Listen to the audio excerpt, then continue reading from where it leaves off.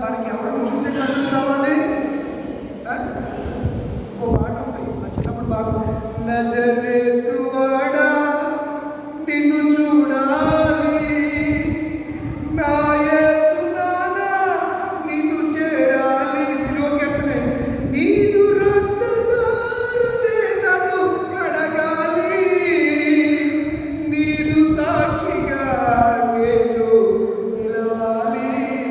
రాదా అది కూడా సిలువ పాట, శ్రమకాల జానకి. నజరేతువాడా నిన్ను చూడాలి, నా యేసునాథా నిన్ను, నీదు రక్తధారలే ఏం చేయాలి, నన్ను కడగాలి, నీదు సాక్షిగా. మనం ఎప్పుడైతే పాపముతో ఉంటే ప్రభుకి సాక్షులుగా మనము ఉండలేము.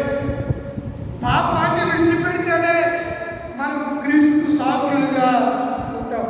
ఆ దినాల్లో కూడా ఉపవాస దినాల్లో ప్రతి చోట నీ సాక్షిగా ప్రభువా ఉండనివ్వు. అందుకే కైకొనుము దేవా ఈ నా శేష జీవితం. ఇదిగో దేవా నా జీవితం,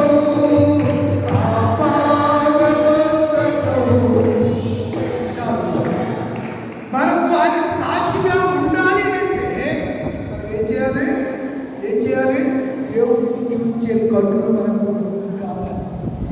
యుగ సంబంధమైన దేవత అవిశ్వాసులైనటువంటి వారికి ఏం కలిగజేసిందంట?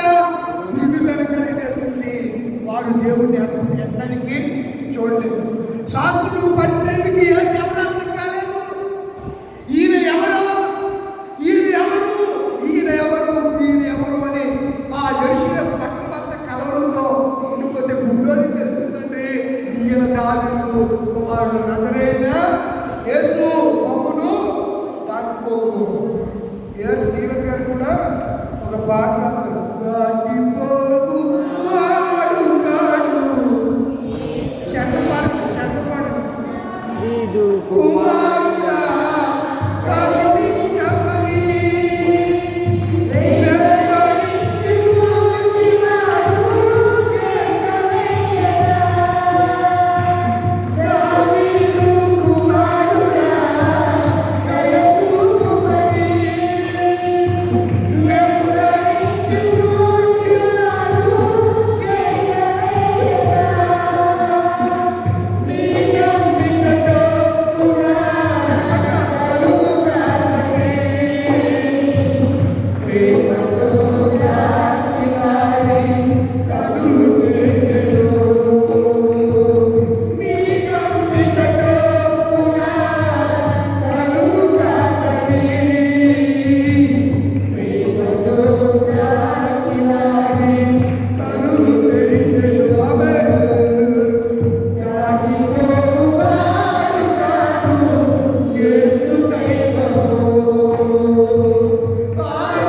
ఆలకించుతాడు నీకు వాగ్దానము. ఏది నీకు అవసరమో ఆయన ఎరిగి ఉండెను, మేలు కలుగజేయుటకు నీ ప్రజ్ఞయు నీకు. ఆయన ఎవరు? మనల్ని దాటిపోవాడు వాడు. ప్రభువా అని మనము పలికినప్పుడు, పిలిచినప్పుడు పిలుపును వినిన దేవుడు, నీ మరణం ఆలకించి ఆయన నిలిచి ఉండే దేవుడు. ఆయన నిన్ను దాటి ఆయన వెళ్ళిపోరండి. ఎంత ప్రేమ కలిగిన దేవుడు, ఎంత ప్రేమ కలిగిన దేవుడు. జన సమూహం ఆయన వెంబడిస్తూ ఉంటే, గుడ్డివారు వారిని పిలుస్తూ ఉంటే, యేసు ప్రభువారు నిలిచి వారు కనులు గుట్టి వారిని. ఇప్పుడు కనులంటే ఏం చేస్తారు చెప్పండి? యేసు చూస్తారు మొట్టమొదటిగా, తర్వాత జన సమూహాన్ని. దేవుడు సృష్టించిన అందమైన సృష్టిని చూసి పారవశ్యంతో వారు కంతులు వేసి యేసుతో కూడా నడిచారు. మారుమనసు పొందిన తర్వాత క్రీస్తు యొక్క దృష్టి వాక్యము, దర్శన వాక్యము, దేవుడు కళలో దర్శనంలో మనతో మాట్లాడి మనల్ని పిలిచినప్పుడు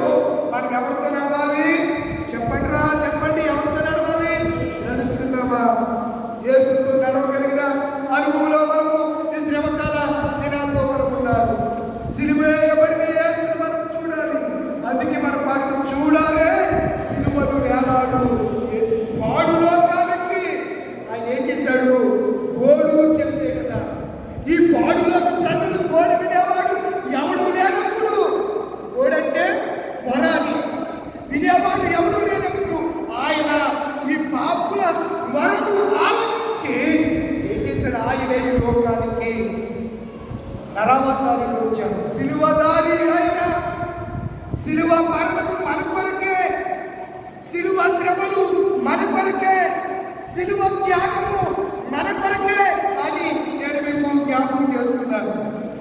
నా ప్రియమైన దేవుడు పిల్లారా, సమయము సమీపిస్తూ ఒక చక్కని మాటను నేను మీకు జ్ఞాపకం చేస్తాను. చూడండి, పరిశుద్ధ గ్రంథంలో ఒక చక్కని మాటను నేను మీకు జ్ఞాపకం చేస్తాను. ఆదికాండము 15వ అధ్యాయము 1వ వచనం. ఆదికాండం 15వ అధ్యాయం 1వ వచనం.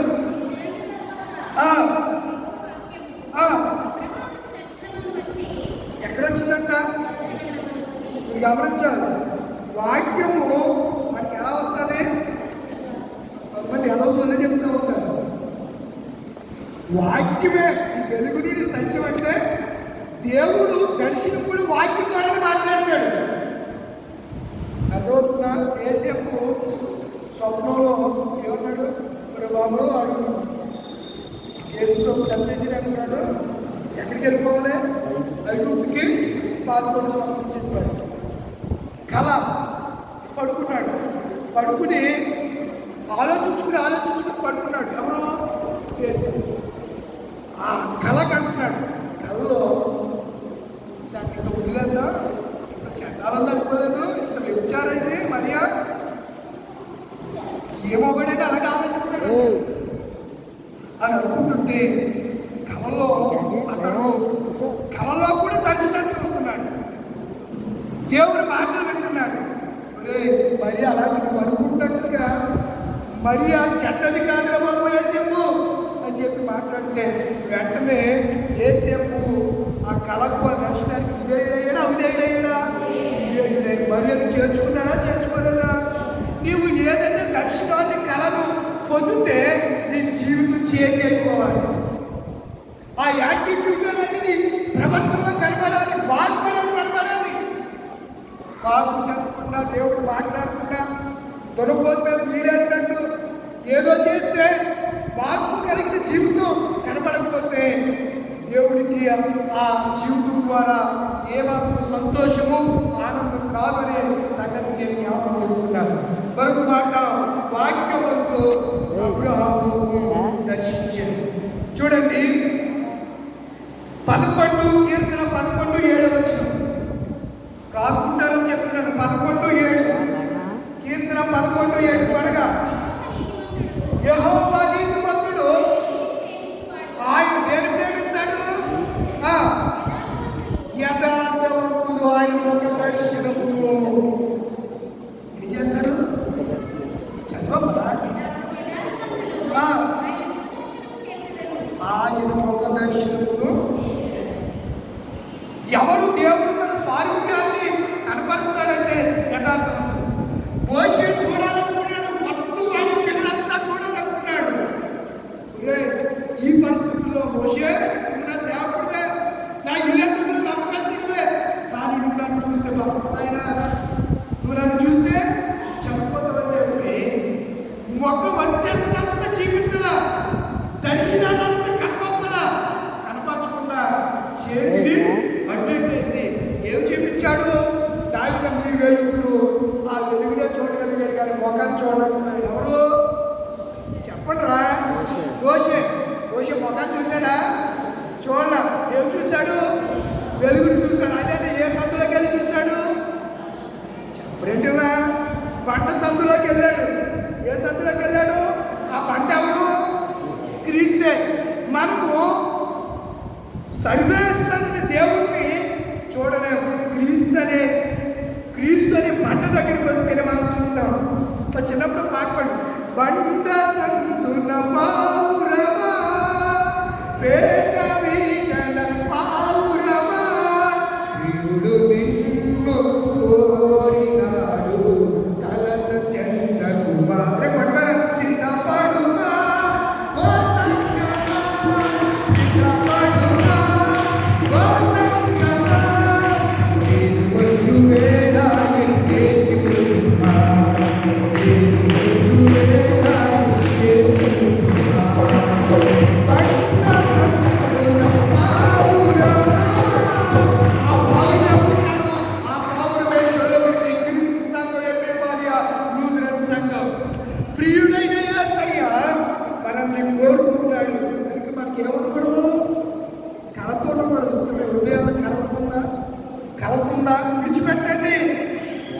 చేయబడిన యేసయ్యను ఈ రాత్రి ముఖాముఖిగా ఈ హృదయాంతరంగంలో మనము చూడబోతున్నాం.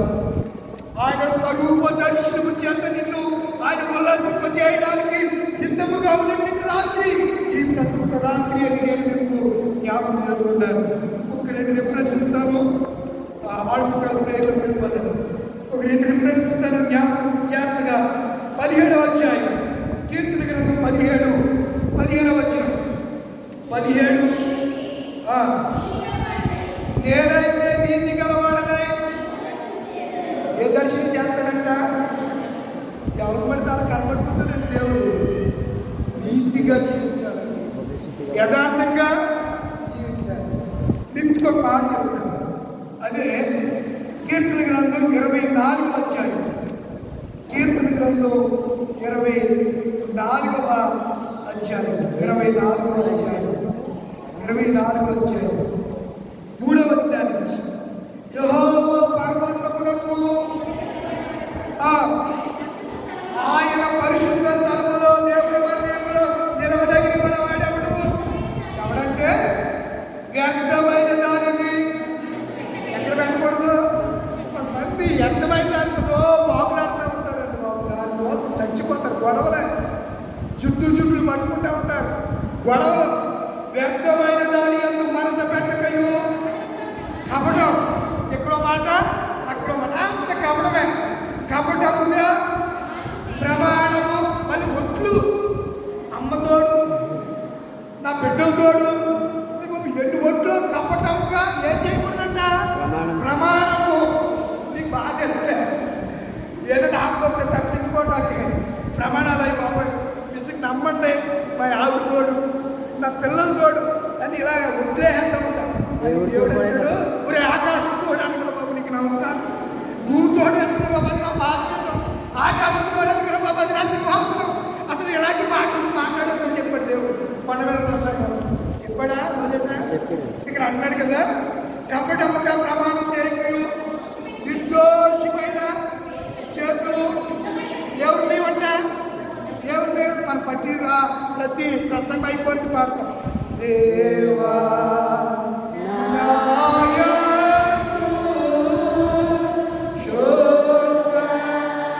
చాలే రోజు పాడతాం. ఇప్పుడు మీరు వచ్చే వారం నుంచి లెంట్లో మొదలాడతారు. ఏం పాడతారు మీరు?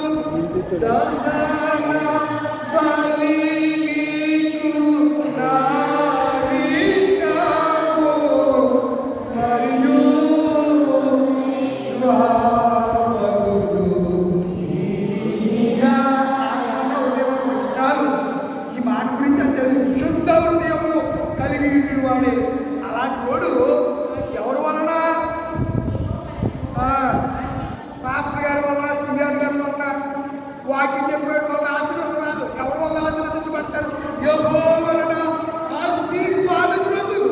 తన రక్షకుడైన దేవుని వల్ల నీతి యేసుక్రీస్తు ద్వారా నీతిమంతులు ఆయన ఆశ్రయించువారు. యాకోబు దేవా, ఇశ్రాయేలు దేవా, ఈ సన్నిధిని వెతుకువారు.